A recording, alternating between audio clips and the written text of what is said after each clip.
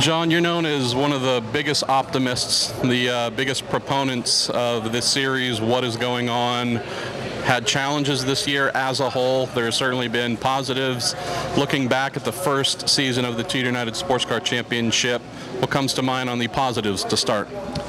Well, like you and many of your viewers and RACER readers, we came into 14 and it brought us back to our childhood. It brought us back to one series. It brought us back to IMSA. It brought us back to the heyday of top-level sports car racing in the U.S.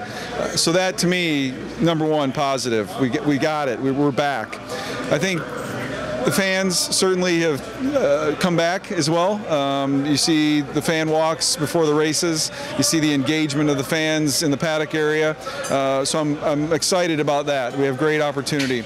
We've tried to reach out and identify that next generation of fan, which I think all of us need to commit to do, no matter what brand or what team we run with. The biggest opportunities I see is for the teams and for the fans continuing to find value that exceeds cost, not only in purchasing a ticket to come to one of these races, but to attract corporate partners, to attract manufacturers and keep them coming back, because without that value for people, it's clearly a business decision whether you're going to be here or not. And without that value continuing to grow, I think it's going to be difficult for us to all realize our dreams of what this can be going forward. You're also one who's known for sending a lot of late-night emails with a lot of ideas. I imagine as someone in charge of one of the manufacturers who is participating in the series, you are certainly sharing those thoughts with the IMSA's leadership as well?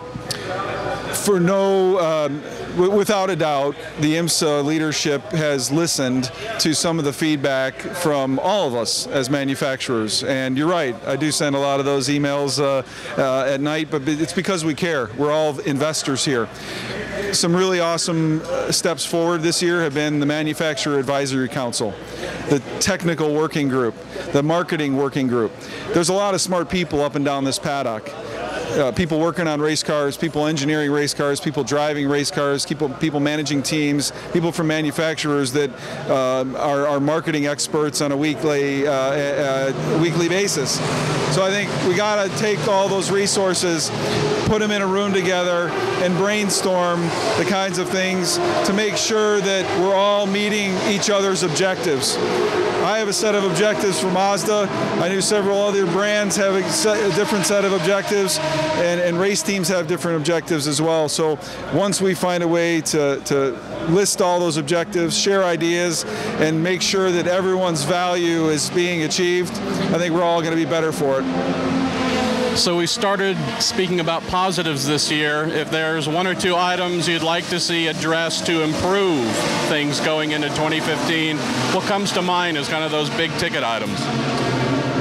In terms of ways that we can improve the series for 2015, I think from a race perspective, I think the opportunity to have a split start is probably a great way to start.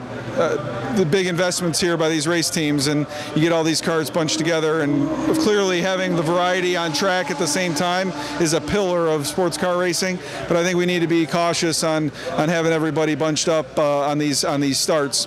From a marketing perspective, I think we need to talk about the television package as a group and find ways to make sure we're maximizing the value of TV. And I think at the same time, a huge positive has been that we're on in a time slot with NFL football. It may not be the full entire race length, but to put this content in front of a broader audience is absolutely the right move. And I know from a Mazda perspective, that's one of the reasons we're here, is to put our content in front of a broader audience.